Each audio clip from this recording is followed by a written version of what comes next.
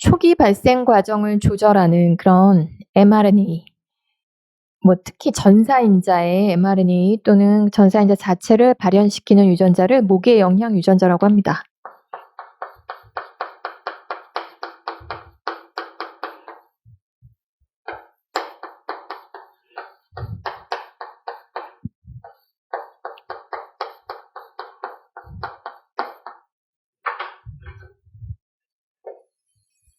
얘의 특징, mRNA. 주로 mRNA 타입으로 난자 세포질에 있고 아니면 이제 단백질 상태인 애들도 있어요. 번역까지 마친 애들도 있고 그 다음에 전사인자 역할을 하죠.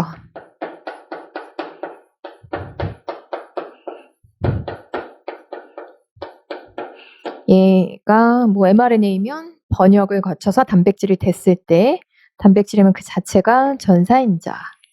전사인자의 mRNA 또는 그 전사인자 자체고 그 다음에 얘가 초기 발생 과정을 조절할 때 특히 중요한 게 세포질에서 불균등 분포가 일어난다라는 거. 이거 중요하죠.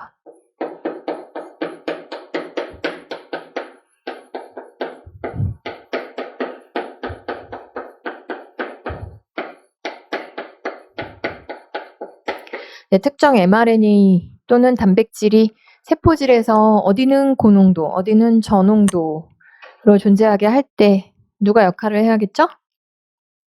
세포 골격이죠. 그래서 세포질 내 불균등 분포. 요거는 세포 골격.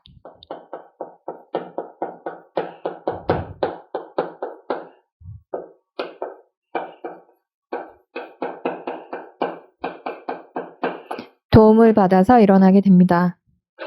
미세소관 타고 보통 이동하고 한쪽 만약에 이제 극성이 있는 mRNA 같으면 걔네들이 고농도로 밀집되어야 할 부위로 미세소관 타고 이동한 다음에 그 위치에다가 고농도로 이제 고정시킬 때는 그 부위에 계속 밀집되도록 유지시킬 때는 미세 섬유 같은 것들이 이제 그물망을 형성해서 퍼지는 것을 막아줍니다. 예전에 다른 시험에 나왔던 내용이니까 좀 알아두세요. 이따가 초파리 거 하면서 구체적으로 말씀드릴게요. 나온 김에 간단하게 여기 적어놓으면 보통 이동은 미세소관에 의해서 쟤들을 이동시키고 그 다음에 밀집 집중시킬 때는 그 부위에다 계속 미세 섬유 그물망이 이제 그 부위에서 떠나가지 못하도록 이렇게 그물망을 형성해서 모아줘요. 그 다음에 두 번째로 세포 배아의 발생 과정에서 중요한 신호가 유도 신호죠. 세포 수가 많다 보면 이 유도 신호는 이제 이웃세포에서 분비되거나 아니면 이웃세포 표면 단백질 자체가 특정 몸 부위로 발달하라고 신호를 이제 보내줄 때 그걸 유도 신호라고 합니다. 그래서 초기에는 세포질 결정인자가 난자에서 형성되는 엄마 생식소에서 형성된 생식소 내에서 난자 세포질에 형성된 세포질 결정인자의 역할이 중요하고 세포수가 늘어나면 유도 신호의 역할이 결국 세포들의 운명을 결정하게 됩니다. 여기서는 회색 신호란의 이제 능력과 관련된 발생학적 운명 결정에 어떤 역할을 하는지 알아본 아주 유명한 스페만의 실험 나와 있죠? 자, 왼쪽에 대조군 이게 개구리 아마 도룡뇽이었나 그랬을 거예요.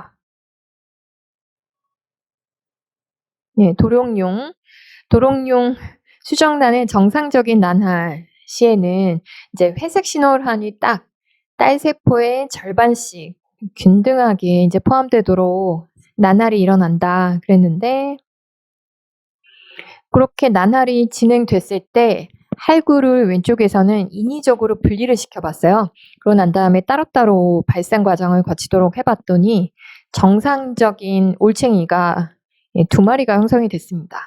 그래서 회색 신호란을 균등하게 딱 나눠줬을 때는 정상적인 두 마리의 올챙이가 됐다라는 건 회색 신호란 부위가 전형 성능을 갖고 있다라고도 볼 수 있죠. 그래서 왼쪽 실험으로부터 이제 전형 성능을 알 수 있게 됐고, 그 다음에 이제 오른쪽에서 회색 신호란이 오른쪽 딸 세포에만 다 몰려 들어가도록 인위적으로 실을 이용해서 우리 배아를 묶어서 난하를 억지로 유발했어요. 세포질 분열을 실로 억지로 유발을 했습니다.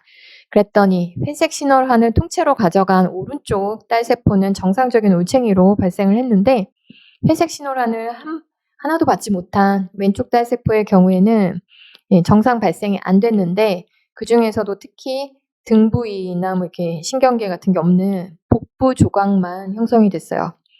그래서 이 회색 신호란 부위는 등 부위 발달에도 이제 특히 역할한다라는 것을 알 수가 있습니다. 그래서 결론, 전능성하고 그 다음에 등 부위 발달에서 회색 신호란 부위가 역할한다.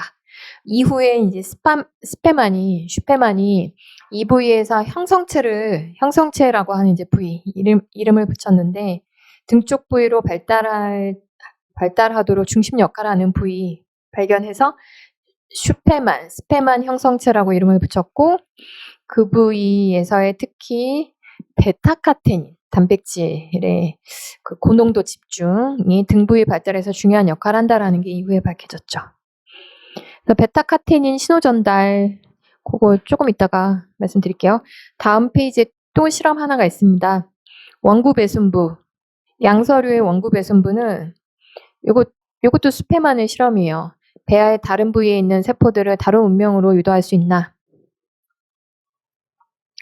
방금 전에 그 회색 신호란 부위가 사실은 원구 배순부 부위랑도 겹치죠. 그래서 이 원구 배순부를 도룡뇽 낭배에서 다른 낭배로 반대편, 실제 원구 배순부가 형성되는 부위의 반대편 쪽에다가 이식을 한 겁니다. 그랬더니 결과에서 이식된 지역에 제2의 척삭과 신경관이 이제 추가로 형성이 됐죠. 그래서 자른 단면구, 그러니까 아래쪽 그림 봐주시면 원래 그 원구 배순부 부위가 등 부위로 발달하고, 새로 이식한 부위가 또 새로운 등, 척삭, 머리를 형성했어요. 척삭과 신경관이 특히 이 부위에서 형성됐다라는 것을 알 수가 있습니다. 그래서 밑에 결론은 새로운 구조를 형성하도록 유도할 수 있다. 이 원구 배순부가 배아 발생에서 그 형성체 역할을 하는 부위가 된다라는 것을 알 수가 있습니다. 특히 등 부위 발달을 유발할 수 있어요.